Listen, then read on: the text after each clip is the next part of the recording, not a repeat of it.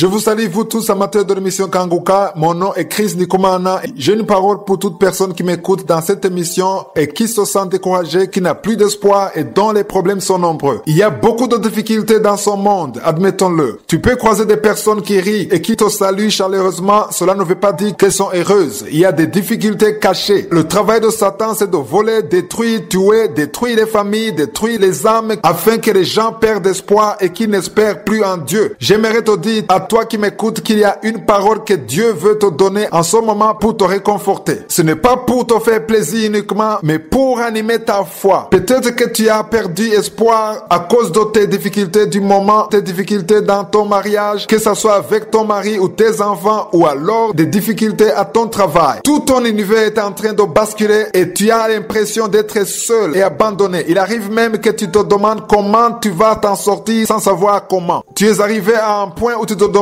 pourquoi tu vis si tu ne ferais mieux de quitter cette vie. J'aimerais te dire que Dieu a une parole pour toi. Satan est en train de te distraire en te montrant seulement des problèmes. Il veut que tu y penses tout le temps, que tu penses à tes factures impayées, le loyer que tu n'arrives pas à payer, un lendemain incertain. Il est en train de te préparer au pire, à la catastrophe. J'aimerais te dire qu'à force d'y penser, tes problèmes ne font que s'alourdir et deviennent considérables dans ta vie et tu as déjà détaché tes yeux de la puissance de Dieu. Ce matin, j'aimerais te ramener et te réveiller. Détache tes yeux de ces problèmes et commence à penser à la grandeur de Dieu. Pourquoi les gens oublient la grandeur de Dieu? Parce qu'ils oublient les promesses que Dieu a pour eux. Indépendamment des difficultés et des problèmes que tu as aujourd'hui, je viens te parler de la grandeur de ton Dieu en m'appuyant sur les promesses de Dieu. Il y a une promesse que Dieu a donnée à tous ceux qui croient en lui. Si tu crois en Jésus comme ton Seigneur et ton Sauveur, si tu crois en lui réellement, si tu crois que tu es un enfant de Dieu, il y a une promesse qui te concerne par rapport à tes problèmes. Mais si tu ne vois pas l'issue de ta situation, j'aimerais t'inviter à lire ta Bible dans Éphésiens chapitre 3, verset 20. La parole dit: « Or, à celui qui peut faire par la puissance qui agit en nous infiniment au-delà de tout ce que nous demandons ou pensons. » Le diable est en train de te mentir. Dieu est capable de te délivrer par la puissance qui agit en nous. Ce n'est pas une force extérieure. Si tu y crois réellement, c'est la puissance de Dieu qui agit en toi-même. Si tu es désespéré, Satan te ment car il y a une puissance de Dieu. Le Dieu qui a créé le ciel et la terre. Sa puissance agit en toi. Peu importe ta situation, j'aimerais que tu commences à confesser ces paroles en croyant que la puissance de Dieu agit en toi infiniment au-delà de tout ce que nous demandons ou pensons. Je ne sais pas si vous me comprenez réellement. C'est vrai, tu as un problème maintenant, mais sûrement tu es en train de te dire que si Dieu te donnait la solution conformément à son problème, ça serait bien. Mais la parole de Dieu vient de nous dire que Dieu, par la puissance qui agit en nous, il peut non seulement résoudre ton problème, mais il a également la capacité de te donner plus au-delà de ce que tu peux demander. Non seulement ce que tu peux demander, mais aussi au-delà de ce que tu peux imaginer ou penser. Dieu a cette capacité. J'aimerais qu'en ce moment, tu gardes tes yeux sur ce Dieu qui peut te donner plus que tu as demandé ou ce que tu imagines ou penses. Ton Dieu a la capacité de te donner cela. J'aimerais qu'à partir de ce moment, tu changes ta façon de prier. Ne te lamente plus, ne murmure plus, ne te demande plus pourquoi c'est toi qui as toujours des problèmes et pas les autres. Ne prononce plus ce genre de paroles car à chaque fois que tu le fais, le diable est content car tu es en train de lui donner de la force. Chaque fois que tu prononces de mauvaises paroles, tu es en train de l'encourager. Mais si tu dis que le Dieu qui est en toi a la puissance de te délivrer, commence à remercier Dieu parce qu'en toi, il y a sa puissance qui peut faire au-delà de ce que tu peux demander, penser ou imaginer parce qu'il est Dieu. Détache tes yeux de tes difficultés, de tes échecs. Garde tes yeux sur le Dieu qui a créé le ciel et la terre et qui peut faire ce qu'un homme ne peut pas faire. Pour pouvoir discerner la voix de Dieu, il faut savoir qu'il y a beaucoup de voix. Il y a la voix de Satan, les voix démoniaques, les voix qui proviennent de notre nature charnelle, ainsi que la voix de notre Dieu. Ce qui est important à savoir, c'est que tu peux discerner la voix de Dieu malgré la multitude de voix que l'on entend. Quand je parle de discerner ou d'entendre la voix de Dieu, il ne s'agit pas d'une voix audible comme c'est le cas maintenant pour vous qui êtes en train de m'écouter. C'est vrai, Dieu peut te parler de cette manière, mais souvent Dieu nous parle à travers nos cœurs. Une voix à l'intérieur de soi, une voix qui te dit fais ceci ou cela. C'est-à-dire que tu sens à l'intérieur même de toi l'envie de faire cette chose, mais cela ne veut pas dire que chaque fois que tu as envie de faire une chose, cela vient nécessairement de Dieu. C'est pour cela qu'il est important que tu saches quand c'est Dieu qui parle ou quand ce n'est pas lui. Nous apprendrons beaucoup de cet enseignement, notamment la façon dont Dieu nous parle directement ou bien comment il peut passer par les autres pour nous parler. Nous parlerons de prophétie quand nous pouvons discerner si une prophétie vient de Dieu Dieu ou pas. Nous avons vu la parole que Dieu lui-même a adressée à Adam en lui disant ceci: tu mangeras de tous les arbres sauf un seul qui se trouvait au milieu du jardin. La parole de Dieu était claire, mais aujourd'hui nous allons lire dans Genèse chapitre 3 pour savoir comment la voix de Satan vient semer la confusion. Chaque fois la voix de Satan vient combattre la voix de Dieu. Il est important de savoir détecter quand il s'agit de la voix de Satan qui vient combattre la voix de Dieu. La première chose que j'aimerais qu'on comprenne, c'est que Satan connaît la voix de Dieu. Quand Dieu a parlé à Adam, Satan écoutait la conversation. J'aimerais aussi te dire que même si tu connais beaucoup de versets bibliques, Satan connaît mieux la Bible que toi. Il connaît tous les versets, toutes les promesses que Dieu t'a données dans la Bible. C'est pour cela qu'il a choisi de s'opposer au plan de Dieu. Deuxièmement, j'aimerais que tu saches que Satan connaît tes points faibles. Il sait ce que tu aimes. Il y a des choses même avec lesquelles il ne peut même pas essayer de te faire chuter. Il peut essayer avec les autres. Cela dépend de tes faiblesses. Il connaît tes points faibles. Il peut soit tenter certains avec de la drogue, les autres avec l'adultère ou bien le meurtre, mais lui connaît parfaitement ton point faible et c'est là qu'il va se concentrer. C'est donc pour cela qu'il faut connaître la provenance de la voix que tu entends. Troisièmement, il connaît nos ambitions charnelles et souvent sa voix est conforme à ce que veut notre chair. Lisons donc comment Satan est passé par le serpent dans Genèse chapitre 3 verset 1. Il est dit: le serpent était le plus rusé de tous les animaux des champs que l'Éternel avait fait. Il dit à la femme: Dieu a-t-il réellement dit: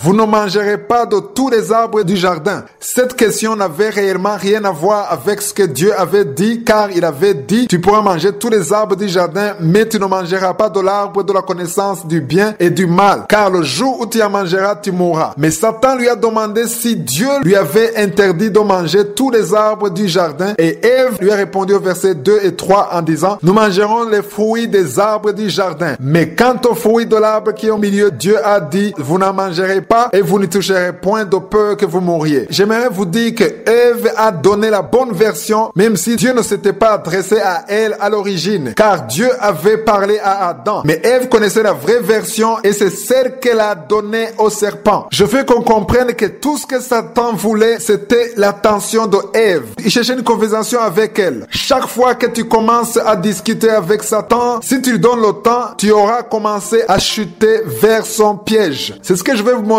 demain. Je vous montrerai que si tu connais la parole de Dieu et si tu sais discerner la voix de Dieu, tu n'as pas besoin de lui accorder du temps parce que tu sais ce que Dieu a dit. Demain, je vous montrerai comment Adam et Ève sont tombés dans le piège de Satan et c'est là l'origine du péché parce qu'ils n'ont pas pu discerner le piège de Satan. Il est écrit: nous savons du reste que toute chose concourt au bien de ceux qui aiment Dieu, de ceux qui sont appelés selon son dessein. Cela veut dire qu'il y a des choses que Dieu laisse exprès dans votre vie, même si cela ne vous fait pas plaisir. Lorsque vous avez déjà accepté la volonté de Dieu, il vous est facile de commencer la journée en confiant tout à Dieu et de lui dire que vous êtes prêt à le suivre partout où vous irez. Ce qui fait que souvent nous nous lamentons, c'est parce que nous avons nos propres préférences, nous avons nos propres désirs. Si cela ne se passe pas ainsi, nous sommes déçus. Nous avons prié afin que Dieu accomplisse dans notre vie ce qui est conforme à sa volonté. Souvent nous désirons des choses qui sont contraires à la volonté de Dieu, des choses qui viennent de notre nature charnelle, mais lorsque vous aurez compris ce verset, tout ce qui ne va pas bien se passer comme vous le désirez, vous rendrez grâce. Vous ne vous lamenterez pas, vous ne haïrez plus les gens parce que vous pensez qu'ils sont responsables du fait que vous avez échoué. Vous saurez désormais que personne ne peut empêcher votre bénédiction de vous parvenir. Vous serez enraciné en Christ. Je le répète, si vous êtes enraciné en Christ et que vous marchez dans sa parole, c'est que Dieu voudra vous donner selon sa volonté,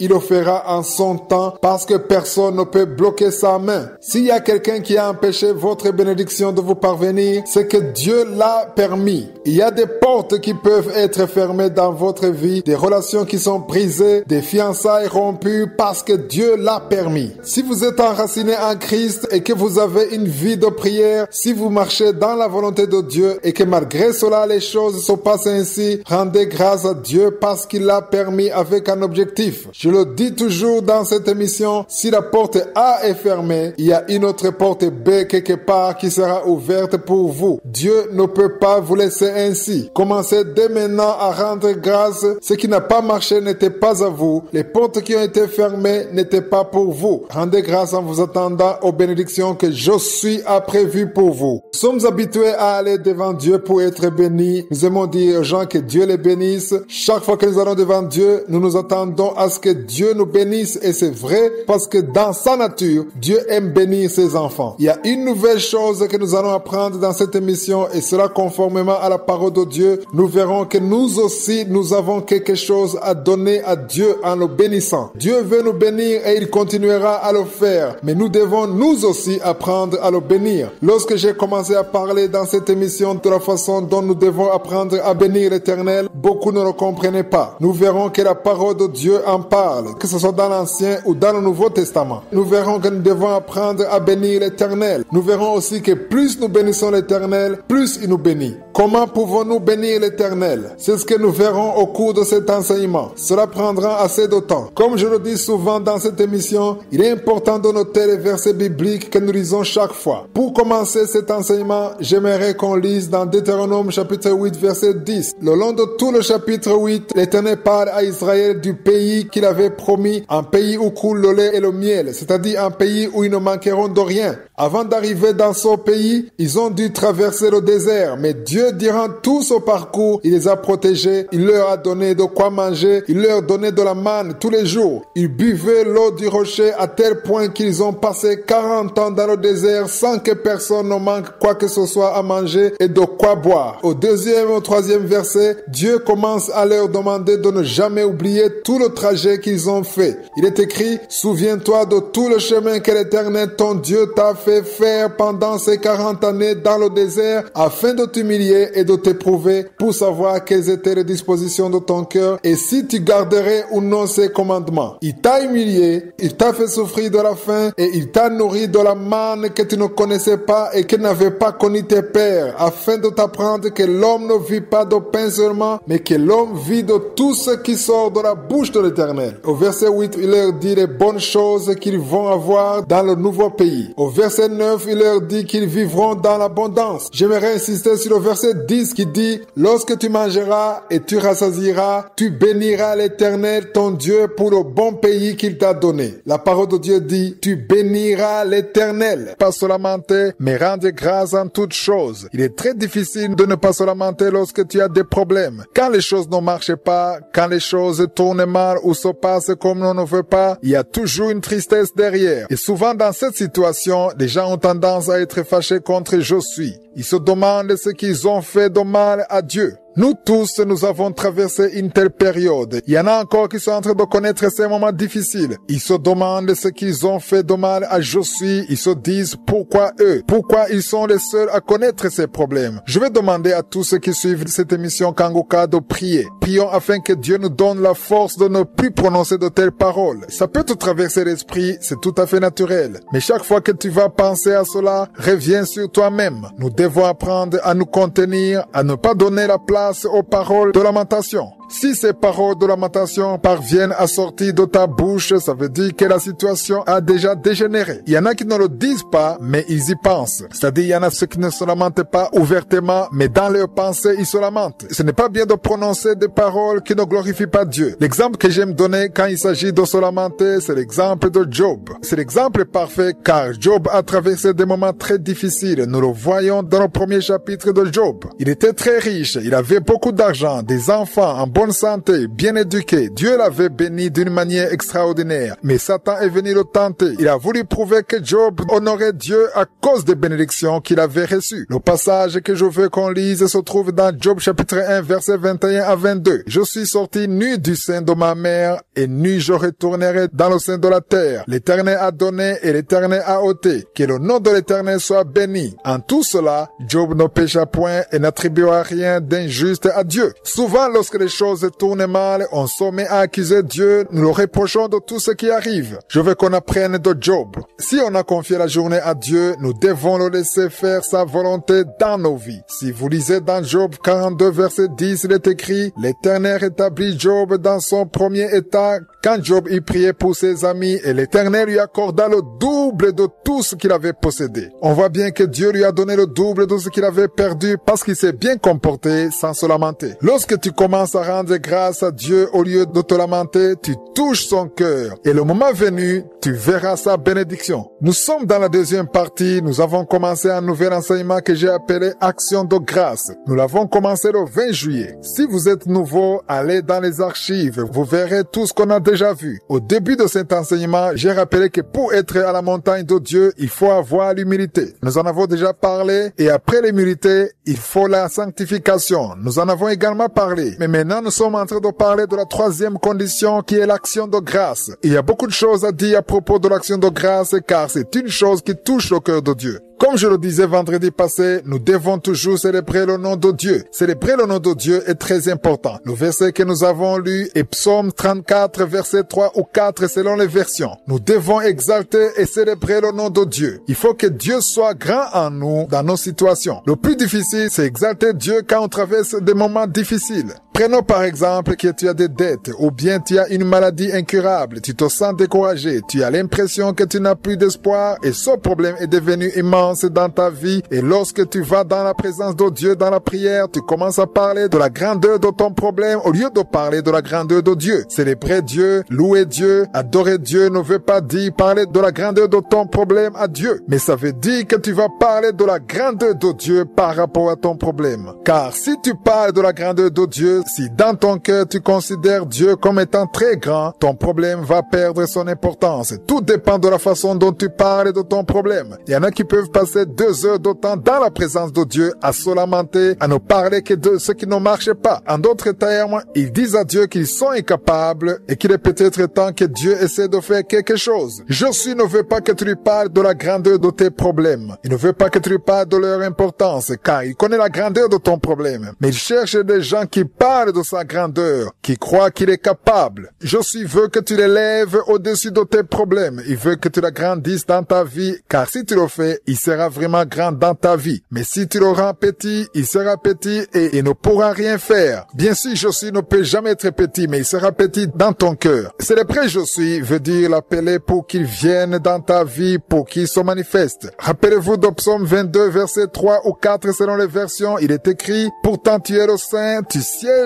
au milieu des louanges d'Israël. » Il faut comprendre que c'est dans la prière, dans l'adoration que Josué va venir siéger. Lorsque tu parles de sa grandeur, il vient dans ta vie, il se manifeste et il fait ce qu'il doit faire selon sa volonté. Je vous ai dit que durant cette semaine, je vais vous montrer l'importance de confesser le nom de Dieu. Nous l'avons lu dans Psaume 34, verset 3 ou 4 qui dit « Exaltez avec moi l'Éternel, célébrons tous son nom. » Nous avons également lu dans Hébreux 13, 15 qui dit « Par lui offrons sans cesse à Dieu un sacrifice de louange, c'est-à-dire le fruit des lèvres qui confessent son nom. » Pourquoi est-ce nécessaire de confesser le nom de Dieu? C'est parce que lorsque tu confesses son nom, tu l'attires pour qu'il vienne se manifester dans ce que tu traverses. Jésus a enseigné à ses disciples comment prier. À nous aussi, ce verset nous concerne. Dans Matthieu 6, verset 9, Jésus a dit, quand il a enseigné la prière de notre Père, il a dit, « Voici comment vous devez prier. Notre Père qui es aux cieux, que ton nom soit sanctifié. » On voit bien que le nom de Dieu est quelque chose qui est sacré. Il est important pour un enfant de Dieu de savoir qu'aussi longtemps qu'il a la foi, il y a de l'espoir pour sa vie. Nous ne devons pas nous comporter comme des orphelins.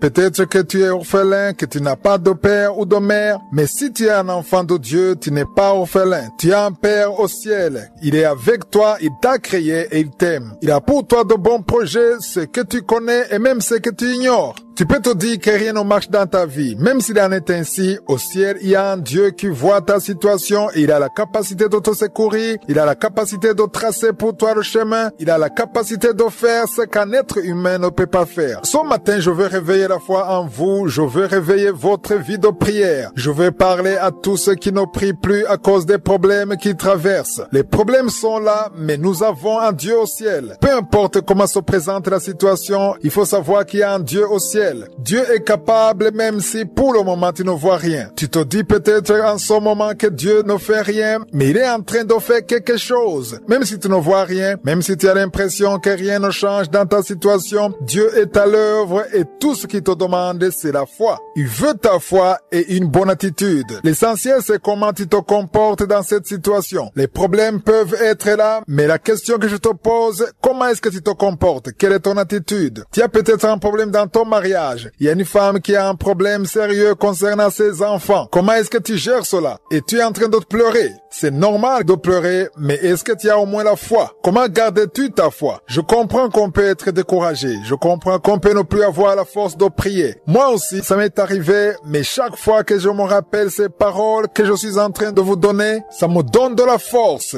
Ça réveille ma foi. Je vais encourager tous ceux qui sont en train de désespérer. Il y a une personne qui est en train d'écouter cette émission. Elle vient de perdre récemment quelqu'un de très cher. Tu es encore dans les larmes, dans le deuil, mais je suis te dis qu'il est avec toi. Il te connaît et il a pour toi de bons projets, des projets d'avenir. Tout ce qu'il te demande, c'est de garder tes yeux sur lui et de ne pas te décourager. Quand une personne meurt, elle meurt et ne peut plus revenir. Cependant, il y a beaucoup de choses qui sont mortes qui peuvent revenir dans ta vie. Il y a une situation morte, un travail mort. Il y a des choses qui sont arrêtées dans ta vie que je suis peut ressusciter. Je veux qu'on garde nos yeux sur je suis. Nous devons comprendre que Dieu est capable de redonner la vie à tout ce qui semble mort. Là où il n'y a rien, je suis capable d'y mettre la vie. Adam et Ève ont été créés. Dieu a créé Adam à partir de la poussière. Je suis capable de tout. Rien ne lui est impossible. Il n'est pas nécessaire pour lui qu'il y ait des choses à additionner pour qu'il soit capable de créer quelque chose. Même à partir du néant, il est capable de créer une vie. Je veux t'encourager, ne désespère plus. Tout ce qu'il te demande, c'est comment tu es en train de te comporter au milieu de cette situation. Est-ce que tu es en train de te lamenter? Est-ce que tu es en train de désespérer? Change d'attitude, change de langage, garde ton espoir en je suis. Si tu ne priais plus avant, lève-toi et prie encore. Chante pour le Seigneur. Si tu n'as plus la force de prier, tu peux quand même chanter. Cherche une chanson d'action de grâce, pas une chanson de lamentation, et parle de l'amour de Dieu, de sa puissance. Crois en je suis, crois qu'il est capable de créer à partir du néant. Dans Romains 4, verset 17, Paul dit qu'Abraham est père d'un grand nombre de nations. Ensuite, il dit, il est notre père devant celui auquel il a cru, Dieu qui donne la vie aux morts et qui appelle les choses qui ne sont point comme si elles étaient. Qu'est-ce qui te manque? Qu'est-ce que tu n'as pas? Tu te dis peut-être que tu ne sais pas par où il pourrait passer, mais la parole de Dieu nous dit qu'il appelle les choses qui ne sont pas comme si elles étaient. Quand je suis appelle une chose, même si elle n'existait pas, elle va exister. Je ne connais pas le temps que ça va prendre. Je ne sais pas comment il va agir, mais tout ce que je sais, c'est qu'il est capable. Je veux t'encourager, toi qui te sens désespéré, toi qui as les yeux pleins de larmes, toi qui es dans le deuil, toi qui n'as plus d'espoir, sache que je suis capable. Pourquoi? Parce qu'il est sur le trône de gloire. Il est l'alpha et l'oméga et tout ce qu'il dit ne manque pas d'être réalisé dans le nom de Jésus. Dans la deuxième partie, nous continuons l'enseignement que j'ai appelé action de grâce. Hier, j'étais en train de parler de l'importance de célébrer le nom de Dieu. Je vous ai donné un exemple simple. Si tu marches dans la rue et qu'un enfant t'appelle, tu es interpellé car tu te dis sûrement que la personne qui t'appelle par ton nom te connaît. De la même façon, si tu appelles Dieu par son nom, ça va attirer son attention. C'est pourquoi Hébreux 13, 15 dit, par lui offrons sans cesse à Dieu un sacrifice de louange, c'est-à-dire le fruit des lèvres qui confesse son nom. Il y a des gens qui ne comprennent pas pourquoi nous parlons de je suis. Quand je parle de je suis, je parle du Dieu qui s'est donné lui-même son nom. C'est lui qui a appelé Moïse dans Exode 3:14. Ce verset dit, Dieu dit à Moïse, je suis celui qui suis. Et il ajouta, c'est ainsi que tu répondras aux enfants d'Israël. C'est lui qui s'appelle je suis m'a envoyé vers vous. Au verset 15, il dit, tu parleras ainsi aux enfants d'Israël. L'Éternel, le Dieu de vos pères, le Dieu d'Abraham, le Dieu d'Isaac et le Dieu de Jacob m'envoie vers vous. Voilà mon nom pour l'éternité. Voilà mon nom de génération en génération. C'est ce Dieu-là que nous sommes en train de parler aujourd'hui. Il y a des noms de Dieu qui reviennent souvent dans ma bouche lorsque je prie le matin. Je parle du Dieu d'Abraham, d'Isaac et de Jacob. Je parle de je suis, d'Adonai, c'est-à-dire le Dieu souverain qui fait ce qu'il veut. Je parle d'Élohim, le Dieu créateur de tout. Jéhovah Jireh, le Dieu qui pourvoit. Je parle de Rapha, le Dieu qui guérit. Tous ces noms ont été donnés à Dieu par les hommes de Dieu que nous connaissons comme Jacob, Abraham et les autres. Si vous voulez connaître les autres noms de Dieu, allez sur mon site chrisnikomana.org. Il y a une rubrique qui s'appelle les noms de Dieu dans les enseignements en français. J'ai donné 20 noms et leur signification. Ces noms m'ont aidé à changer ma vie de prière. Pour ceux qui ne peuvent pas accéder au site chrisnikomana.org, je peux vous donner ces quelques noms. Le premier, c'est Je suis. J'en parle souvent dans cette émission. Le deuxième, c'est le Dieu d'Abraham, d'Isaac et de Jacob. Le troisième, c'est El Shaddai, le Dieu tout-puissant. Le quatrième, c'est Elohika, le Dieu unique, un Dieu jaloux. Le cinquième, c'est Elion, le Dieu qui est au-dessus de tout. Il y a Adonai, le Dieu qui fait ce qu'il veut. Elohim, c'est le Dieu créateur de toutes choses. Elohim, c'est le Seigneur qui est Dieu. Jireh ou Jéhovah Jireh, c'est le Dieu qui pourvoit. C'est Abraham qui a donné son nom à Dieu. Nous le voyons dans Genèse chapitre 22, verset 14. Nissi, qui veut dire le Dieu qui est notre victoire. Rohi, qui veut dire le Dieu qui est notre berger. Rapha, qui veut dire l'Éternel est notre guérison. Tsidkenu, qui veut dire l'Éternel notre justice. Sabaoth, qui veut dire l'Éternel des armées. Shalom, qui veut dire l'Éternel notre paix. Mekadishkem, qui veut dire l'Éternel qui sanctifie. El Olam, qui veut dire que notre Dieu est l'Éternel. El Gibor, qui veut dire le Dieu tout-puissant. Shama, qui veut dire le Dieu qui est présent. Hosinu, qui veut dire l'Éternel est notre Créateur. Ces noms, je les ai tous mémorisés et je prie toujours en les citant. Je peux passer beaucoup de temps sur un seul de ces noms. Si je commence à parler d'Adonai, je parle du Dieu qui est souverain. Si je parle d'El Shaddai, je parle du Dieu qui est tout-puissant. Et Elion est le Dieu qui est au-dessus de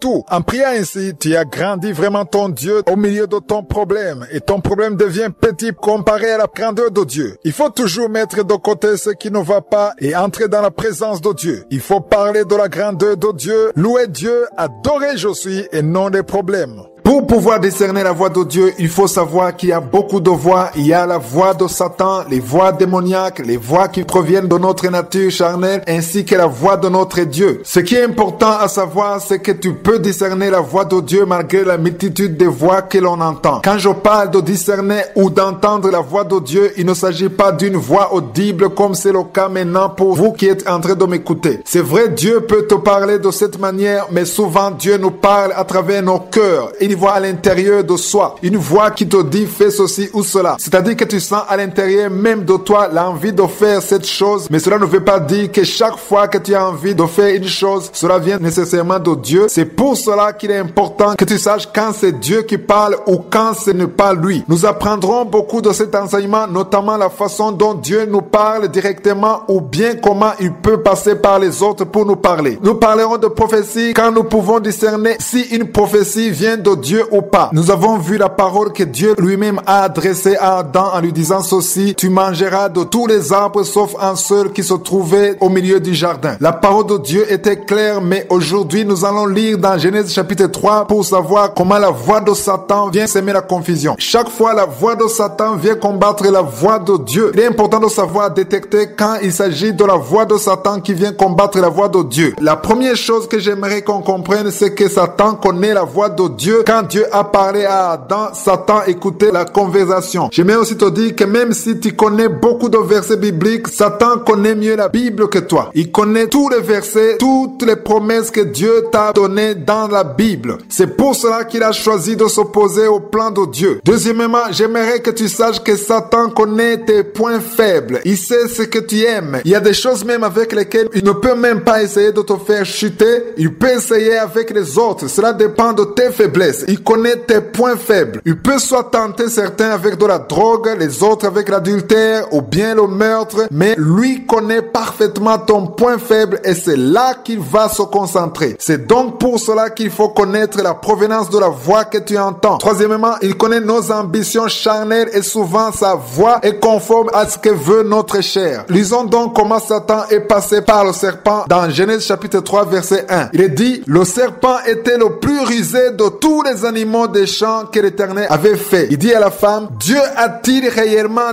dit? vous ne mangerez pas de tous les arbres du jardin. Cette question n'avait réellement rien à voir avec ce que Dieu avait dit, car il avait dit, tu pourras manger tous les arbres du jardin, mais tu ne mangeras pas de l'arbre de la connaissance du bien et du mal, car le jour où tu en mangeras, tu mourras. Mais Satan lui a demandé si Dieu lui avait interdit de manger tous les arbres du jardin, et Ève lui a répondu au verset 2 et 3 en disant, nous mangerons les fruits des arbres du jardin. Mais quant aux fruits de l'arbre qui est au milieu, Dieu a dit, vous n'en mangerez pas et vous n'y toucherez point de peur que vous mouriez. J'aimerais vous dire que Ève a donné la bonne version, même si Dieu ne s'était pas adressé à elle à l'origine, car Dieu avait parlé à Adam. Mais Ève connaissait la vraie version et c'est celle qu'elle a donnée au serpent. Je veux qu'on comprenne que tout ce que Satan voulait, c'était l'attention de Ève. Il cherchait une conversation avec elle. Chaque fois que tu commences à discuter avec Satan, si tu lui donnes le temps, tu auras commencé à chuter vers son piège. C'est ce que je vais vous montrer demain. Je vous montrerai que si tu connais la parole de Dieu et si tu sais discerner la voix de Dieu, tu n'as pas besoin de lui accorder du temps parce que tu sais ce que Dieu a dit. Demain, je vous montrerai comment Adam et Ève sont tombés dans le piège de Satan et c'est là l'origine du péché parce qu'ils n'ont pas pu discerner le piège de Satan. Donc, il est écrit, nous savons du reste que toute chose concourt au bien de ceux qui aiment Dieu, de ceux qui sont appelés selon son dessein. Cela veut dire qu'il y a des choses que Dieu laisse exprès dans votre vie, même si cela ne vous fait pas plaisir. Lorsque vous avez déjà accepté la volonté de Dieu, il vous est facile de commencer la journée en confiant tout à Dieu et de lui dire que vous êtes prêt à le suivre partout où vous irez. Ce qui fait que souvent nous nous lamentons, c'est parce que nous avons nos propres préférences, nous avons nos propres désirs. Si cela ne se passe pas ainsi, nous sommes déçus. Nous avons prié afin que Dieu accomplisse dans notre vie ce qui est conforme à sa volonté. Souvent nous désirons des choses qui sont contraires à la volonté de Dieu, des choses qui viennent de notre nature charnelle, mais lorsque vous aurez compris ce verset, tout ce qui ne va pas bien se passer comme vous le désirez, vous rendrez grâce. Vous ne vous lamenterez pas, vous ne haïrez plus les gens parce que vous pensez qu'ils sont responsables du fait que vous avez échoué. Vous saurez désormais que personne ne peut empêcher votre bénédiction de vous parvenir. Vous serez enraciné en Christ. Je le répète, si vous êtes enraciné en Christ et que vous marchez dans sa parole, ce que Dieu voudra vous donner selon sa volonté, il le fera en son temps parce que personne ne peut bloquer sa main. S'il y a quelqu'un qui a empêché votre bénédiction de vous parvenir, c'est que Dieu l'a permis. Il y a des portes qui peuvent être fermées dans votre vie, des relations qui sont brisées, des fiançailles rompues parce que Dieu l'a permis. Si vous êtes enraciné en Christ et que vous avez une vie de prière, si vous marchez dans la volonté de Dieu et que malgré cela les choses se passent ainsi, rendez grâce à Dieu parce qu'il l'a permis avec un objectif. Je le dis toujours dans cette émission, si la porte A est fermée, il y a une autre porte B quelque part qui sera ouverte pour vous. Dieu ne peut pas vous laisser ainsi. Commencez dès maintenant à rendre grâce. Ce qui n'a pas marché n'était pas à vous. Les portes qui ont été fermées n'étaient pas pour vous. Rendez grâce en vous attendant aux bénédictions que Josué a prévues pour vous. Nous sommes habitués à aller devant Dieu pour être bénis. Nous aimons dire aux gens que Dieu les bénisse. Chaque fois que nous allons devant Dieu, nous nous attendons à ce que Dieu nous bénisse et c'est vrai parce que dans sa nature, Dieu aime bénir ses enfants. Il y a une nouvelle chose que nous allons apprendre dans cette émission et cela conformément à la parole de Dieu. Nous verrons que nous aussi, nous avons quelque chose à donner à Dieu en le bénissant. Dieu veut nous bénir et il continuera à le faire. Mais nous devons nous aussi apprendre à le bénir. Lorsque j'ai commencé à parler dans cette émission de la façon dont nous devons apprendre à bénir l'Éternel, beaucoup ne le comprenaient pas. Nous verrons que la parole de Dieu en parle, que ce soit dans l'Ancien ou dans le Nouveau Testament. Nous verrons que nous devons apprendre à bénir l'Éternel. Nous verrons aussi que plus nous bénissons l'Éternel, plus il nous bénit. Comment pouvons-nous bénir l'Éternel? C'est ce que nous verrons au cours de cet enseignement. Cela prendra assez de temps. Comme je le dis souvent dans cette émission, il est important de noter les versets bibliques que nous lisons chaque fois. Pour commencer cet enseignement, j'aimerais qu'on lise dans Deutéronome chapitre 8 verset 10. Le long de tout le chapitre 8, l'Éternel parle à Israël du pays qu'il avait promis, un pays où coule le lait et le miel, c'est-à-dire un pays où ils ne manqueront de rien. Avant d'arriver dans ce pays, ils ont dû traverser le désert, mais Dieu Dieu, durant tout ce parcours, il les a protégés, il leur a donné de quoi manger, il leur donnait de la manne tous les jours. Ils buvaient l'eau du rocher à tel point qu'ils ont passé 40 ans dans le désert sans que personne ne manque quoi que ce soit à manger et de quoi boire. Au deuxième et au troisième verset, Dieu commence à leur demander de ne jamais oublier tout le trajet qu'ils ont fait. Il est écrit, souviens-toi de tout le chemin que l'Éternel, ton Dieu, t'a fait faire pendant ces 40 années dans le désert afin de t'humilier et de t'éprouver pour savoir quelles étaient les dispositions de ton cœur et si tu garderais ou non ses commandements. Il t'a humilié, il t'a fait souffrir de la faim et il t'a nourri de la manne que tu ne connaissais pas et que n'avaient pas connu tes pères, afin de t'apprendre que l'homme ne vit pas de pain seulement, mais que l'homme vit de tout ce qui sort de la bouche de l'Éternel. Au verset 8, il leur dit les bonnes choses qu'ils vont avoir dans le nouveau pays. Au verset 9, il leur dit qu'ils vivront dans l'abondance. J'aimerais insister sur le verset 10 qui dit, lorsque tu mangeras et tu rassasieras, tu béniras l'Éternel, ton Dieu, pour le bon pays qu'il t'a donné. La parole de Dieu dit, tu béniras l'Éternel. Pas se lamenter, mais rendre grâce en toutes choses. Il est très difficile de ne pas se lamenter lorsque tu as des problèmes. Quand les choses ne marchent pas, quand les choses tournent mal ou se passent comme on ne veut pas, il y a toujours une tristesse derrière. Et souvent dans cette situation, les gens ont tendance à être fâchés contre je suis. Ils se demandent ce qu'ils ont fait de mal à Dieu.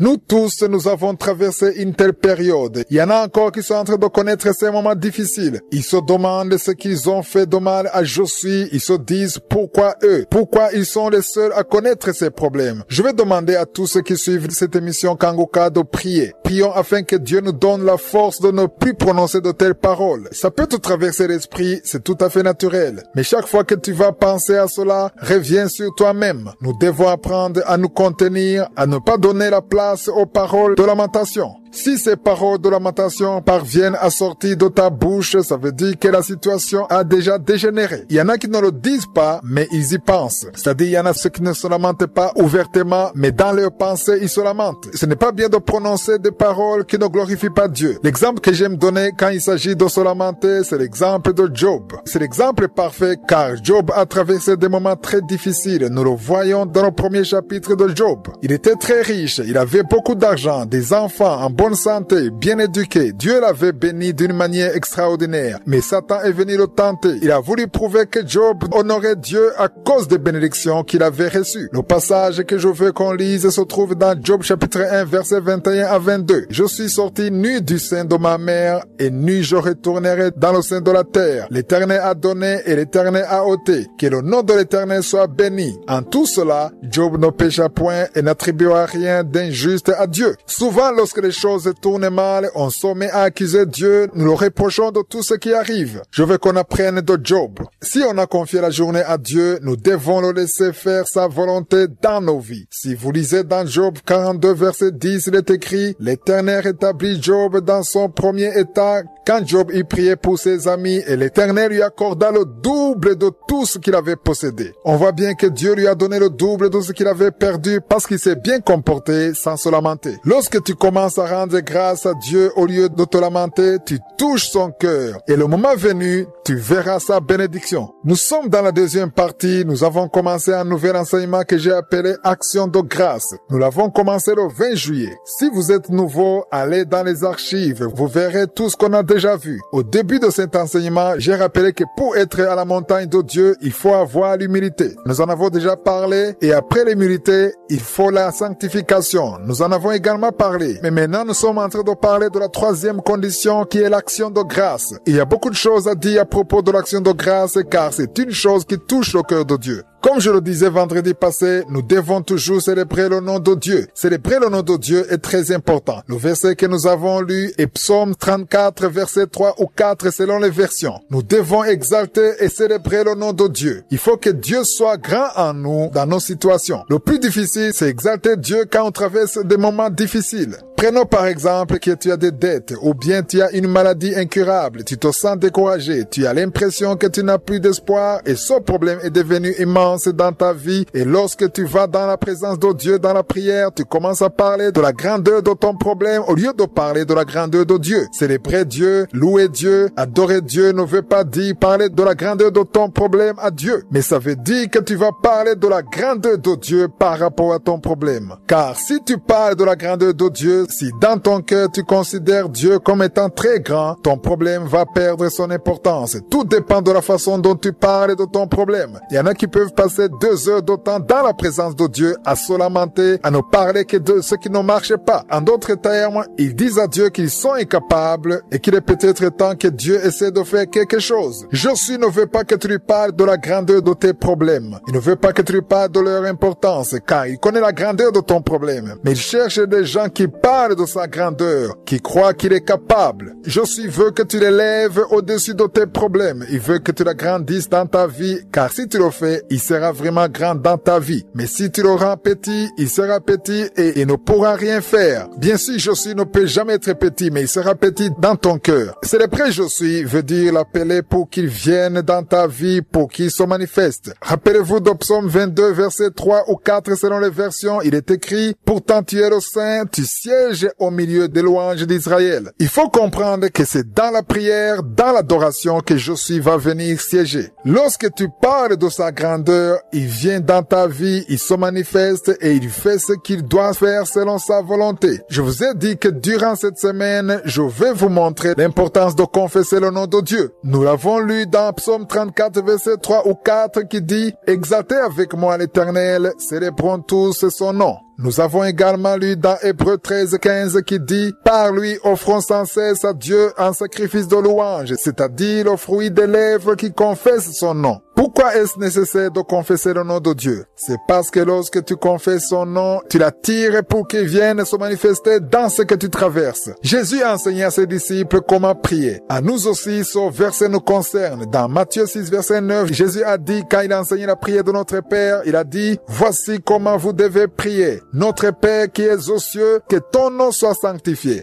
On voit bien que le nom de Dieu est quelque chose qui est sacré. Il est important pour un enfant de Dieu de savoir qu'aussi longtemps qu'il a la foi, il y a de l'espoir pour sa vie. Nous ne devons pas nous comporter comme des orphelins. Peut-être que tu es orphelin, que tu n'as pas de père ou de mère, mais si tu es un enfant de Dieu, tu n'es pas orphelin. Tu as un Père au ciel. Il est avec toi, il t'a créé et il t'aime. Il a pour toi de bons projets, ce que tu connais et même ce que tu ignores. Tu peux te dire que rien ne marche dans ta vie. Même s'il en est ainsi, au ciel, il y a un Dieu qui voit ta situation et il a la capacité de te secourir. Il a la capacité de tracer pour toi le chemin. Il a la capacité de faire ce qu'un être humain ne peut pas faire. Ce matin, je veux réveiller la foi en vous. Je veux réveiller votre vie de prière. Je veux parler à tous ceux qui ne prient plus à cause des problèmes qu'ils traversent. Les problèmes sont là, mais nous avons un Dieu au ciel. Peu importe comment se présente la situation, il faut savoir qu'il y a un Dieu au ciel. Dieu est capable même si pour le moment tu ne vois rien. Tu te dis peut-être en ce moment que Dieu ne fait rien, mais il est en train de faire quelque chose. Même si tu ne vois rien, même si tu as l'impression que rien ne change dans ta situation, Dieu est à l'œuvre et tout ce qu'il te demande, c'est la foi. Il veut ta foi et une bonne attitude. L'essentiel, c'est comment tu te comportes dans cette situation. Les problèmes peuvent être là, mais la question que je te pose, comment est-ce que tu te comportes? Quelle est ton attitude? Tu as peut-être un problème dans ton mariage. Il y a une femme qui a un problème sérieux concernant ses enfants. Comment est-ce que tu gères cela? Et tu es en train de pleurer. C'est normal de pleurer, mais est-ce que tu as au moins la foi? Comment gardes-tu ta foi? Je comprends qu'on peut être découragé. Je comprends qu'on peut ne plus avoir la force de prier. Moi aussi, ça m'est arrivé, mais chaque fois que je me rappelle ces paroles que je suis en train de vous donner, ça me donne de la force.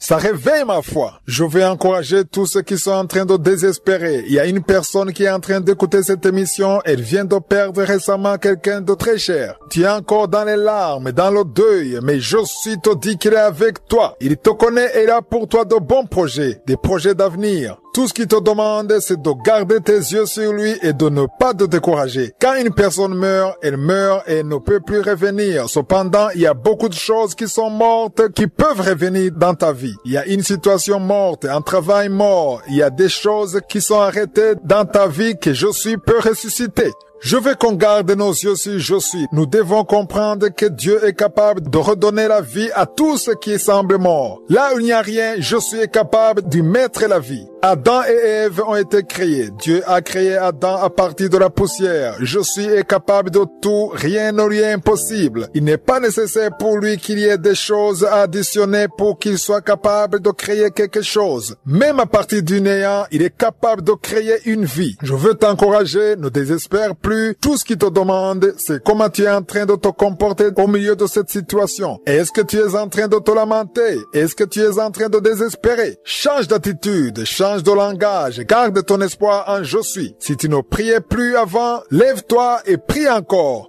Chante pour le Seigneur. Si tu n'as plus la force de prier, tu peux quand même chanter. Cherche une chanson d'action de grâce, pas une chanson de lamentation, et parle de l'amour de Dieu, de sa puissance. Crois en je suis, crois qu'il est capable de créer à partir du néant. Dans Romains 4, verset 17, Paul dit qu'Abraham est père d'un grand nombre de nations. Ensuite, il dit, il est notre père devant celui auquel il a cru, Dieu qui donne la vie aux morts et qui appelle les choses qui ne sont point comme si elles étaient. Qu'est-ce qui te manque? Qu'est-ce que tu n'as pas? Tu te dis peut-être que tu ne sais pas par où il pourrait passer, mais la parole de Dieu nous dit qu'il appelle les choses qui ne sont pas comme si elles étaient. Quand je suis appelle une chose, même si elle n'existe pas, elle va exister. Je ne connais pas le temps que ça va prendre. Je ne sais pas comment il va agir, mais tout ce que je sais, c'est qu'il est capable. Je veux t'encourager, toi qui te sens désespéré, toi qui as les yeux pleins de larmes, toi qui es dans le deuil, toi qui n'as plus d'espoir, sache que je suis capable. Pourquoi? Parce qu'il est sur le trône de gloire. Il est l'alpha et l'oméga, et tout ce qu'il dit ne manque pas d'être réalisé dans le nom de Jésus.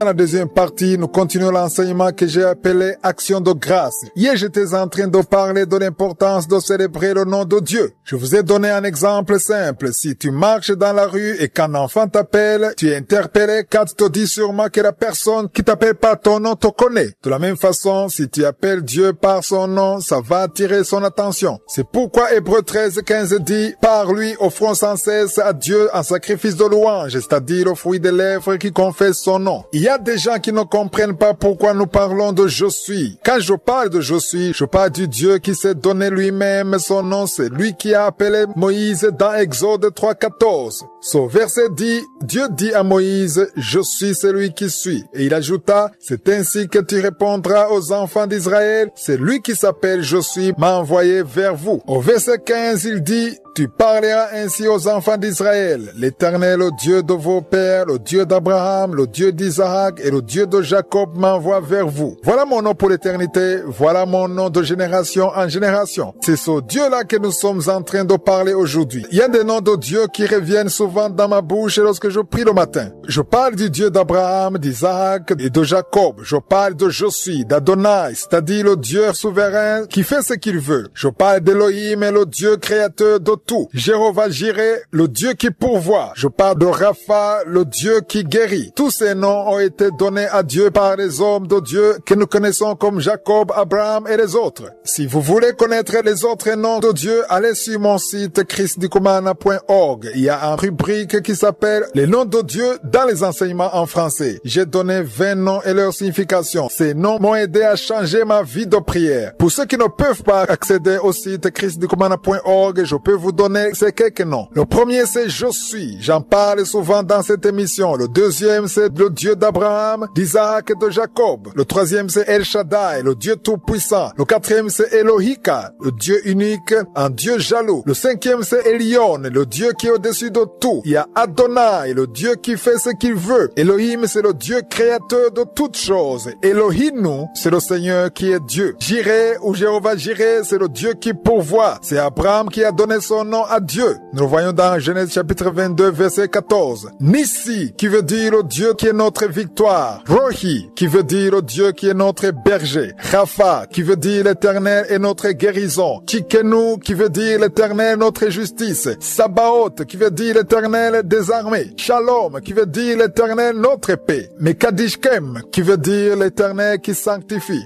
El Olam, qui veut dire que notre Dieu est l'Éternel. El Gibor, qui veut dire le Dieu tout-puissant. Shama, qui veut dire le Dieu qui est présent. Hosinu, qui veut dire l'Éternel est notre Créateur. Ces noms, je les ai tous mémorisés et je prie toujours en les citant. Je peux passer beaucoup de temps sur un seul de ces noms. Si je commence à parler d'Adonai, je parle du Dieu qui est souverain. Si je parle d'El Shaddai, je parle du Dieu qui est tout puissant. Et Elion est le Dieu qui est au-dessus de tout. En priant ainsi, tu agrandis vraiment ton Dieu au milieu de ton problème. Et ton problème devient petit comparé à la grandeur de Dieu. Il faut toujours mettre de côté ce qui ne va pas et entrer dans la présence de Dieu. Il faut parler de la grandeur de Dieu, louer Dieu, adorer je suis et non des problèmes. Pour pouvoir discerner la voix de Dieu, il faut savoir qu'il y a beaucoup de voix. Il y a la voix de Satan, les voix démoniaques, les voix qui proviennent de notre nature charnelle, ainsi que la voix de notre Dieu. Ce qui est important à savoir, c'est que tu peux discerner la voix de Dieu malgré la multitude de voix que l'on entend. Quand je parle de discerner ou d'entendre la voix de Dieu, il ne s'agit pas d'une voix audible comme c'est le cas maintenant pour vous qui êtes en train de m'écouter. C'est vrai, Dieu peut te parler de cette manière, mais souvent Dieu nous parle à travers nos cœurs. Une voix à l'intérieur de soi, une voix qui te dit fais ceci ou cela. C'est-à-dire que tu sens à l'intérieur même de toi l'envie de faire cette chose, mais cela ne veut pas dire que chaque fois que tu as envie de faire une chose, cela vient nécessairement de Dieu. C'est pour cela qu'il est important que tu saches quand c'est Dieu qui parle ou quand ce n'est pas lui. Nous apprendrons beaucoup de cet enseignement, notamment la façon dont Dieu nous parle directement ou bien comment il peut passer par les autres pour nous parler. Nous parlerons de prophétie quand nous pouvons discerner si une prophétie vient de Dieu ou pas. Nous avons vu la parole que Dieu lui-même a adressée à Adam en lui disant ceci: tu mangeras de tous les arbres sauf un seul qui se trouvait au milieu du jardin. La parole de Dieu était claire, mais aujourd'hui nous allons lire dans Genèse chapitre 3 pour savoir comment la voix de Satan vient semer la confusion. Chaque fois la voix de Satan vient combattre la voix de Dieu. Il est important de savoir détecter quand il s'agit de la voix de Satan qui vient combattre la voix de Dieu. La première chose que j'aimerais qu'on comprenne, c'est que Satan connaît la voix de Dieu. Quand Dieu a parlé à Adam, Satan écoutait la conversation. J'aimerais aussi te dire que même si tu connais beaucoup de versets bibliques, Satan connaît mieux la Bible que toi. Il connaît tous les versets, toutes les promesses que Dieu t'a données dans la Bible. C'est pour cela qu'il a choisi de s'opposer au plan de Dieu. Deuxièmement, j'aimerais que tu saches que Satan connaît tes points faibles. Il sait ce que tu aimes. Il y a des choses même avec lesquelles il ne peut même pas essayer de te faire chuter. Il peut essayer avec les autres. Cela dépend de tes faiblesses. Il connaît tes points faibles. Il peut soit tenter certains avec de la drogue, les autres avec l'adultère ou bien le meurtre, mais lui connaît parfaitement ton point faible et c'est là qu'il va se concentrer. C'est donc pour cela qu'il faut connaître la provenance de la voix que tu entends. Troisièmement, il connaît nos ambitions charnelles et souvent sa voix est conforme à ce que veut notre chair. Lisons donc comment Satan est passé par le serpent dans Genèse chapitre 3 verset 1. Il est dit: le serpent était le plus rusé de tous les animaux des champs que l'Éternel avait fait. Il dit à la femme: Dieu a-t-il réellement dit: vous ne mangerez pas de tous les arbres du jardin? Cette question n'avait réellement rien à voir avec ce que Dieu avait dit, car il avait dit: tu pourras manger tous les arbres du jardin, mais tu ne mangeras pas de l'arbre de la connaissance du bien et du mal, car le jour où tu en mangeras, tu mourras. Mais Satan lui a demandé si Dieu lui avait interdit de manger tous les arbres du jardin, et Ève lui a répondu au verset 2 et 3 en disant: nous mangerons les fruits des arbres du jardin, mais quant aux fruits de l'arbre qui est au milieu, Dieu a dit: vous n'en mangerez pas et vous ne toucherez point de peur que vous mouriez. J'aimerais vous dire que Ève a donné la bonne version, même si Dieu ne s'était pas adressé à elle à l'origine, car Dieu avait parlé à Adam. Mais Ève connaissait la vraie version et c'est celle qu'elle a donnée au serpent. Je veux qu'on comprenne que tout ce que Satan voulait, c'était l'attention de Ève. Il cherchait une conversation avec elle. Chaque fois que tu commences à discuter avec Satan, si tu lui donnes le temps, tu auras commencé à chuter vers son piège. C'est ce que je vais vous montrer demain. Je vous montrerai que si tu connais la parole de Dieu et si tu sais discerner la voix de Dieu, tu n'as pas besoin de lui accorder du temps parce que tu sais ce que Dieu a dit. Demain, je vous montrerai comment Adam et Ève sont tombés dans le piège de Satan et c'est là l'origine du péché parce qu'ils n'ont pas pu discerner le piège de Satan. Donc, il est écrit: nous savons du reste que toute chose concourt au bien de ceux qui aiment Dieu, de ceux qui sont appelés selon son dessein. Cela veut dire qu'il y a des choses que Dieu laisse exprès dans votre vie vie, même si cela ne vous fait pas plaisir. Lorsque vous avez déjà accepté la volonté de Dieu, il vous est facile de commencer la journée en confiant tout à Dieu et de lui dire que vous êtes prêt à le suivre partout où vous irez. Ce qui fait que souvent nous nous lamentons, c'est parce que nous avons nos propres préférences, nous avons nos propres désirs. Si cela ne se passe pas ainsi, nous sommes déçus. Nous avons prié afin que Dieu accomplisse dans notre vie ce qui est conforme à sa volonté. Souvent nous désirons des choses qui sont contraires à la volonté de Dieu, des choses qui viennent de notre nature charnelle, mais lorsque vous aurez compris ce verset, tout ce qui ne va pas bien se passer comme vous le désirez, vous rendrez grâce. Vous ne vous lamenterez pas, vous ne haïrez plus les gens parce que vous pensez qu'ils sont responsables du fait que vous avez échoué. Vous saurez désormais que personne ne peut empêcher votre bénédiction de vous parvenir. Vous serez enraciné en Christ. Je le répète, si vous êtes enraciné en Christ et que vous marchez dans sa parole, ce que Dieu voudra vous donner selon sa volonté,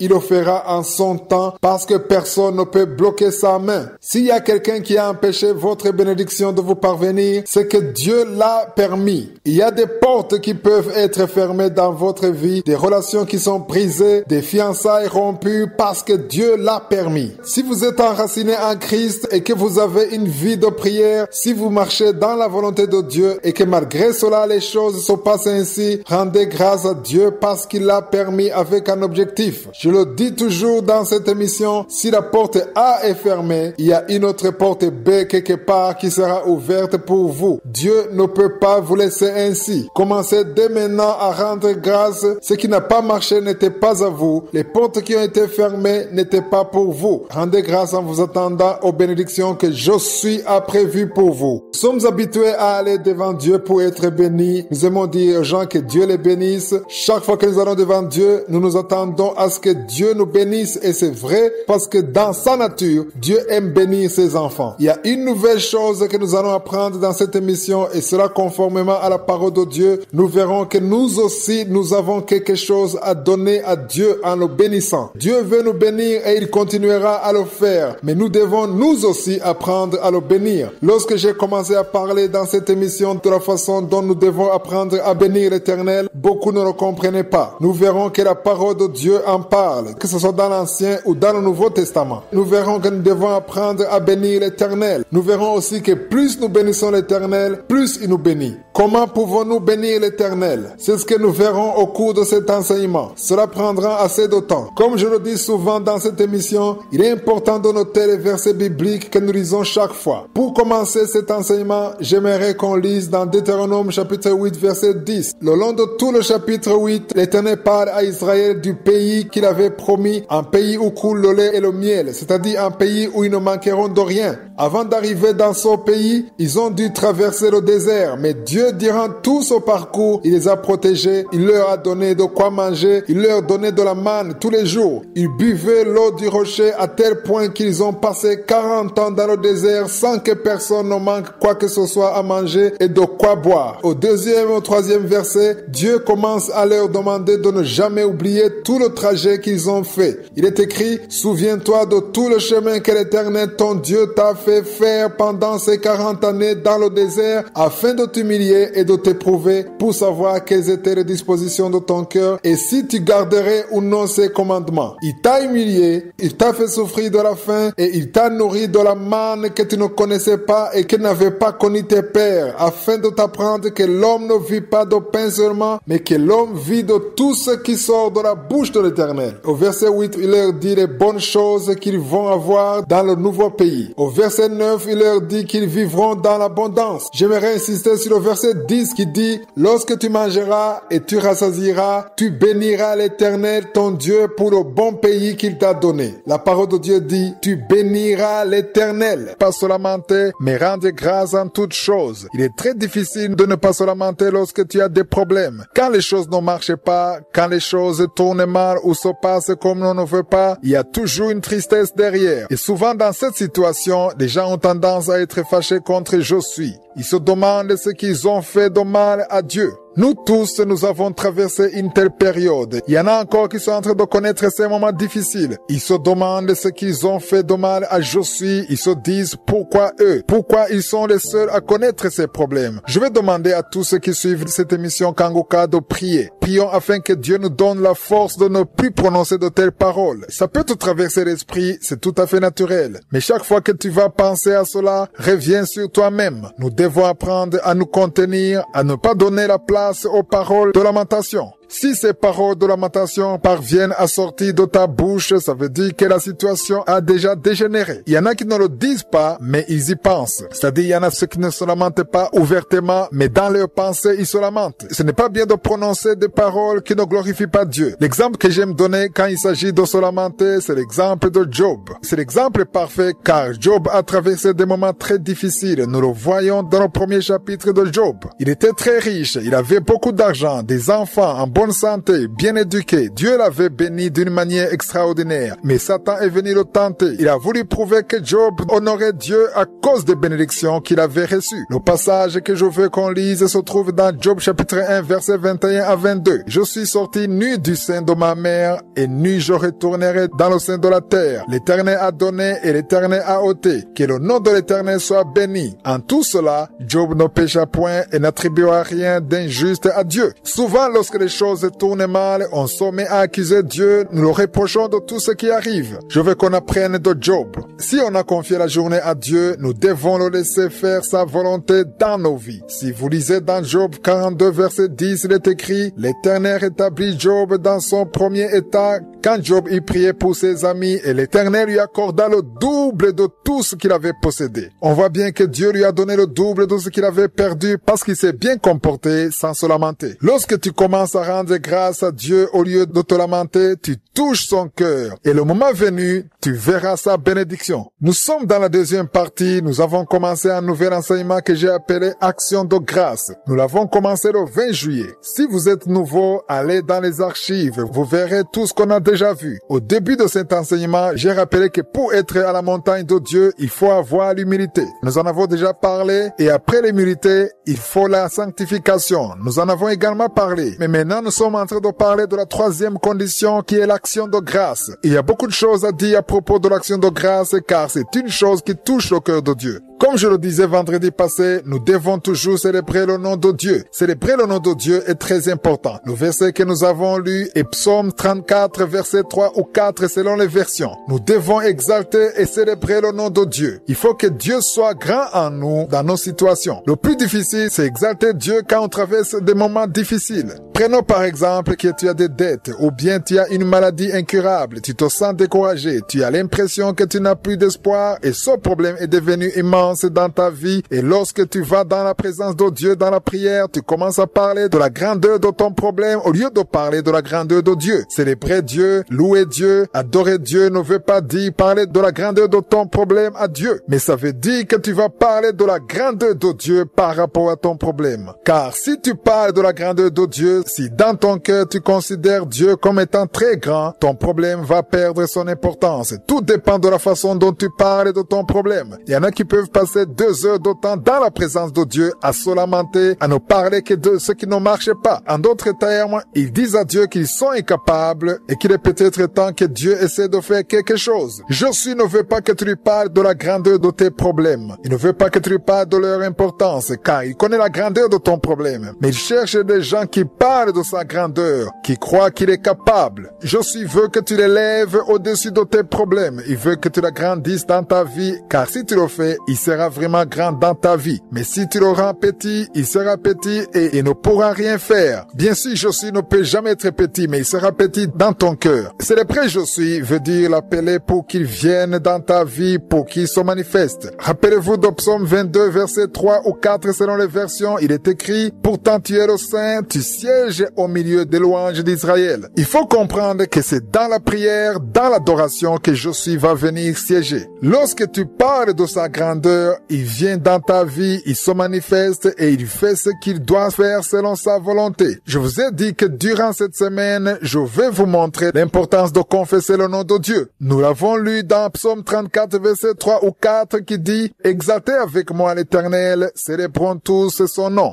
Nous avons également lu dans Hébreux 13, 15 qui dit « Par lui offrons sans cesse à Dieu un sacrifice de louange, c'est-à-dire le fruit des lèvres qui confessent son nom. » Pourquoi est-ce nécessaire de confesser le nom de Dieu? C'est parce que lorsque tu confesses son nom, tu l'attires pour qu'il vienne se manifester dans ce que tu traverses. Jésus a enseigné à ses disciples comment prier. À nous aussi, ce verset nous concerne. Dans Matthieu 6, verset 9, Jésus a dit, quand il a enseigné la prière de notre Père, il a dit, voici comment vous devez prier. Notre Père qui es aux cieux, que ton nom soit sanctifié. On voit bien que le nom de Dieu est quelque chose qui est sacré. Il est important pour un enfant de Dieu de savoir qu'aussi longtemps qu'il a la foi, il y a de l'espoir pour sa vie. Nous ne devons pas nous comporter comme des orphelins. Peut-être que tu es orphelin, que tu n'as pas de père ou de mère, mais si tu es un enfant de Dieu, tu n'es pas orphelin. Tu as un Père au ciel. Il est avec toi, il t'a créé et il t'aime. Il a pour toi de bons projets, ce que tu connais et même ce que tu ignores. Tu peux te dire que rien ne marche dans ta vie. Même s'il en est ainsi, au ciel, il y a un Dieu qui voit ta situation et il a la capacité de te secourir. Il a la capacité de tracer pour toi le chemin. Il a la capacité de faire ce qu'un être humain ne peut pas faire. Ce matin, je veux réveiller la foi en vous. Je veux réveiller votre vie de prière. Je veux parler à tous ceux qui ne prient plus à cause des problèmes qu'ils traversent. Les problèmes sont là, mais nous avons un Dieu au ciel. Peu importe comment se présente la situation, il faut savoir qu'il y a un Dieu au ciel.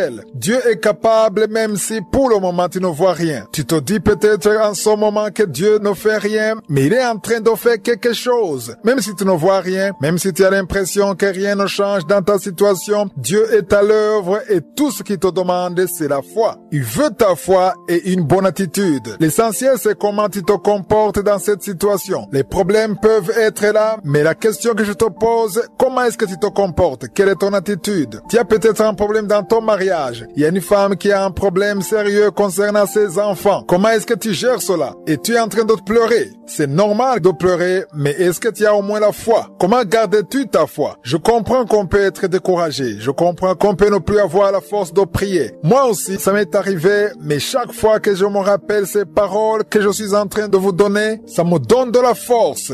Ça réveille ma foi. Je vais encourager tous ceux qui sont en train de désespérer. Il y a une personne qui est en train d'écouter cette émission. Elle vient de perdre récemment quelqu'un de très cher. Tu es encore dans les larmes, dans le deuil, mais je suis te dis qu'il est avec toi. Il te connaît et il a pour toi de bons projets, des projets d'avenir. Tout ce qu'il te demande, c'est de garder tes yeux sur lui et de ne pas te décourager. Quand une personne meurt, elle meurt et ne peut plus revenir. Cependant, il y a beaucoup de choses qui sont mortes qui peuvent revenir dans ta vie. Il y a une situation morte, un travail mort. Il y a des choses qui sont arrêtées dans ta vie que je suis peut ressusciter. Je veux qu'on garde nos yeux sur je suis. Nous devons comprendre que Dieu est capable de redonner la vie à tout ce qui semble mort. Là où il n'y a rien, je suis capable d'y mettre la vie. Adam et Ève ont été créés. Dieu a créé Adam à partir de la poussière. Je suis capable de tout. Rien ne lui est impossible. Il n'est pas nécessaire pour lui qu'il y ait des choses à additionner pour qu'il soit capable de créer quelque chose. Même à partir du néant, il est capable de créer une vie. Je veux t'encourager, ne désespère plus. Tout ce qu'il te demande, c'est comment tu es en train de te comporter au milieu de cette situation. Est-ce que tu es en train de te lamenter? Est-ce que tu es en train de désespérer? Change d'attitude, change de langage, garde ton espoir en je suis. Si tu ne priais plus avant, lève-toi et prie encore. Chante pour le Seigneur. Si tu n'as plus la force de prier, tu peux quand même chanter. Cherche une chanson d'action de grâce, pas une chanson de lamentation, et parle de l'amour de Dieu, de sa puissance. Crois en je suis, crois qu'il est capable de créer à partir du néant. Dans Romains 4, verset 17, Paul dit qu'Abraham est père d'un grand nombre de nations. Ensuite, il dit, il est notre père devant celui auquel il a cru, Dieu qui donne la vie aux morts et qui appelle les choses qui ne sont point comme si elles étaient. Qu'est-ce qui te manque? Qu'est-ce que tu n'as pas? Tu te dis peut-être que tu ne sais pas par où il pourrait passer, mais la parole de Dieu nous dit qu'il appelle les choses qui ne sont pas comme si elles étaient. Quand je suis appelé une chose, même si elle n'existait pas, elle va exister. Je ne connais pas le temps que ça va prendre. Je ne sais pas comment il va agir, mais tout ce que je sais, c'est qu'il est capable. Je veux t'encourager, toi qui te sens désespéré, toi qui as les yeux pleins de larmes, toi qui es dans le deuil, toi qui n'as plus d'espoir, sache que je suis capable. Pourquoi? Parce qu'il est sur le trône de gloire. Il est l'alpha et l'oméga et tout ce qu'il dit ne manque pas d'être réalisé dans le nom de Jésus. Dans la deuxième partie, nous continuons l'enseignement que j'ai appelé Action de grâce. Hier, j'étais en train de parler de l'importance de célébrer le nom de Dieu. Je vous ai donné un exemple simple. Si tu marches dans la rue et qu'un enfant t'appelle, tu es interpellé car tu te dis sûrement que la personne qui t'appelle par ton nom te connaît. De la même façon, si tu appelles Dieu par son nom, ça va attirer son attention. C'est pourquoi Hébreux 13:15 dit « Par lui, offrons sans cesse à Dieu un sacrifice de louange, c'est-à-dire le fruit des lèvres qui confesse son nom. » Il y a des gens qui ne comprennent pas pourquoi nous parlons de « je suis ». Quand je parle de « je suis », je parle du Dieu qui s'est donné lui-même son nom. C'est lui qui a appelé Moïse dans Exode 3:14. Ce verset dit, Dieu dit à Moïse, « Je suis celui qui suis ». Et il ajouta, « C'est ainsi que tu répondras aux enfants d'Israël. C'est lui qui s'appelle « Je suis » m'a envoyé vers vous. » Au verset 15, il dit, tu parleras ainsi aux enfants d'Israël. L'Éternel, le Dieu de vos pères, le Dieu d'Abraham, le Dieu d'Isaac et le Dieu de Jacob m'envoie vers vous. Voilà mon nom pour l'éternité. Voilà mon nom de génération en génération. C'est ce Dieu-là que nous sommes en train de parler aujourd'hui. Il y a des noms de Dieu qui reviennent souvent dans ma bouche lorsque je prie le matin. Je parle du Dieu d'Abraham, d'Isaac et de Jacob. Je parle de je suis, d'Adonai, c'est-à-dire le Dieu souverain qui fait ce qu'il veut. Je parle d'Elohim, le Dieu créateur de tout. Jéhovah Jireh, le Dieu qui pourvoit. Je parle de Rapha, le Dieu qui guérit. Tous ces noms ont été donnés à Dieu par les hommes de Dieu que nous connaissons comme Jacob, Abraham et les autres. Si vous voulez connaître les autres noms de Dieu, allez sur mon site chrisnikumana.org. Il y a une rubrique qui s'appelle les noms de Dieu dans les enseignements en français. J'ai donné 20 noms et leur signification. Ces noms m'ont aidé à changer ma vie de prière. Pour ceux qui ne peuvent pas accéder au site chrisnikumana.org, je peux vous donner ces quelques noms. Le premier, c'est je suis. J'en parle souvent dans cette émission. Le deuxième, c'est le Dieu d'Abraham, d'Isaac et de Jacob. Le troisième, c'est El Shaddai, le Dieu tout-puissant. Le quatrième, c'est Elohika, le Dieu unique, un Dieu jaloux. Le cinquième, c'est Elion, le Dieu qui est au-dessus de tout. Il y a Adonai, le Dieu qui fait ce qu'il veut. Elohim, c'est le Dieu créateur de toutes choses. Elohinu, c'est le Seigneur qui est Dieu. Jireh ou Jéhovah Jireh, c'est le Dieu qui pourvoit. C'est Abraham qui a donné son nom à Dieu. Nous le voyons dans Genèse chapitre 22, verset 14. Nissi, qui veut dire le Dieu qui est notre victoire. Rohi, qui veut dire le Dieu qui est notre berger. Rapha, qui veut dire l'Éternel est notre guérison. Tsikenu, qui veut dire l'Éternel notre justice. Sabaoth, qui veut dire l'Éternel des armées. Shalom, qui veut dire l'Éternel notre paix. Mekadishkem, qui veut dire l'Éternel qui sanctifie. El Olam, qui veut dire que notre Dieu est l'Éternel. El Gibor, qui veut dire le Dieu tout-puissant. Shama, qui veut dire le Dieu qui est présent. Hosinu, qui veut dire l'Éternel est notre Créateur. Ces noms, je les ai tous mémorisés et je prie toujours en les citant. Je peux passer beaucoup de temps sur un seul de ces noms. Si je commence à parler d'Adonai, je parle du Dieu qui est souverain. Si je parle d'El Shaddai, je parle du Dieu qui est tout-puissant. Et Elion est le Dieu qui est au-dessus de tout. En priant ainsi, tu as grandi vraiment ton Dieu au milieu de ton problème. Et ton problème devient petit comparé à la grandeur de Dieu. Il faut toujours mettre de côté ce qui ne va pas et entrer dans la présence de Dieu. Il faut parler de la grandeur de Dieu, louer Dieu, adorer je suis et non